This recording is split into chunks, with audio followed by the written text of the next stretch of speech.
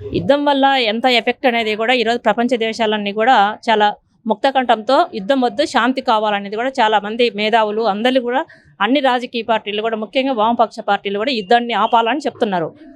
అయినా కానీ మన దేశం నుంచి కూడా ప్రధానమంత్రి కూడా ఏం మాత్రం మాట్లాడకుండా ఉండడం అనేది ఇది చాలా బాధాకరమైన విషయము. ఇప్పటికైనా నోరు తెరచాలనేది కూడా మోడీ గారికి మేము చెప్తున్నాం.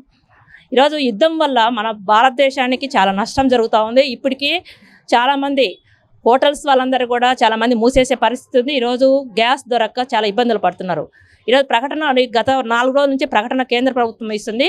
40 రోజులు 45 రోజుల తర్వాత బుక్ చేసుకోండి గ్రామీణ ప్రాంతాల్లో అని చెప్తున్నారు. ఈరోజు పట్టణ ప్రాంతాల్లో 25 రోజుల వరకు వస్తుంది బుక్ చేస్తే కనుక అని చెప్తున్నారు. 25 రోజుల తర్వాత రోజువారికి ఈరోజు బుక్ చేస్తే రేపు వచ్చే గ్యాస్ బండను ఇప్పుడు 25 రోజులు అంటే ఎంత వేచి చూడాల్సిన అవసరం ఉంది. అందుకని ఇది చాలా ప్రమాదకరమైంది. ఈరోజు గ్యాస్ కొరతే కాదు, ఈరోజు ఇంకా కొద్ది రోజులు కనుక యుద్ధం జరిగితే పెట్రోల్ డీజిల్ కూడా చాలా ప్రమాదకరమైన పరిస్థితి ఉంది.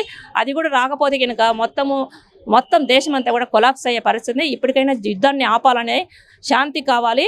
ఈరోజు ప్రభుత్వాలు కూడా ఈరోజు రాష్ట్రంలో కూడా రాష్ట్ర ప్రభుత్వాలు మాట్లాడడం లేదు, ప్రతిపక్షంలో ఉన్న వాళ్ళు మాట్లాడడం లేదు, అధికార పక్షంలో ఉన్న వాళ్ళు కూడా మాట్లాడడం లేదు.